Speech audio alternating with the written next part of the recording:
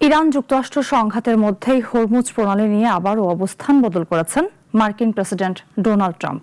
20% ফি আরোপের ঘোষণা দিয়ে মাত্র 24 ঘন্টার মধ্যেই তা থেকে সরে আসেন তিনি। এতে স্পষ্ট হচ্ছে দীর্ঘায়িত এই সংঘাতের ইতি টানতে তিনি এখন ভিন্নধর্মী উপায় খুঁজছেন। ইরানের সঙ্গে চলমান সংঘাতের মধ্যেই আবারও নীতিগত অবস্থান বদল করেছেন মার্কিন প্রেসিডেন্ট ডোনাল্ড ট্রাম্প। প্রথমে তিনি ঘোষণা দেন হরমুজ প্রণালী দিয়ে চলাচলকারী সব জাহাজের কাছ থেকে 20% ফি নেওয়া হবে। যুক্তরাষ্ট্রের দাবি ছিল এই অর্থ অঞ্চলটির নিরাপত্তা ব্যয় মেটাতে ব্যবহার করা হবে। তবে মাত্র একদিনের ব্যবধানে সেই সিদ্ধান্ত থেকে সরে আসে ওয়াশিংটন। নতুন প্রস্তাবে ট্রাম্প জানান, উপসাগরীয় অঞ্চলের মিত্র দেশগুলোর সঙ্গে বাণিজ্য ও বিনিয়োগ বাড়ানোর মাধ্যমে নিরাপদ নৌ চলাচল নিশ্চিত করতে চায় যুক্তরাষ্ট্র।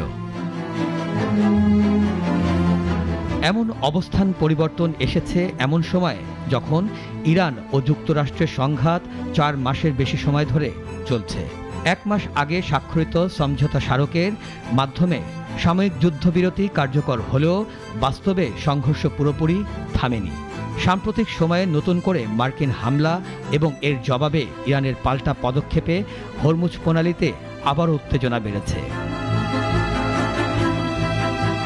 সাময়িকভাবে যুক্তরাষ্ট্র কিছু লক্ষ্য অর্জন করলেও রাজনৈতিক সমাধান এখনও অধরাই রয়ে গেছে। ইরান এখনও হরমুজ প্রণালীতে নৌ চলাচল ব্যাহত করার সক্ষমতা ধরে রেখেছে। ফলে সংঘাতের স্থায়ী সমাধান ছাড়া এই সংকট দীর্ঘায়িত হওয়ার আশঙ্কা রয়েছে। মধ্যপ্রাচ্য বিশ্লেষকদের ভাষ্য, ট্রাম্পের বরাবর অবস্থান পরিবর্তন প্রমাণ করছে যুদ্ধের ইতি টানতে এখনও সুস্পষ্ট ও কার্যকর কোনো কৌশল যুক্তরাষ্ট্রের হাতে নেই। ফলে হরমুজ প্রণালীকে ঘিরে উত্তেজনা এবং আঞ্চলিক অনিশ্চয়তা আগামী দিনগুলোতেও অব্যাহত থাকতে পারে।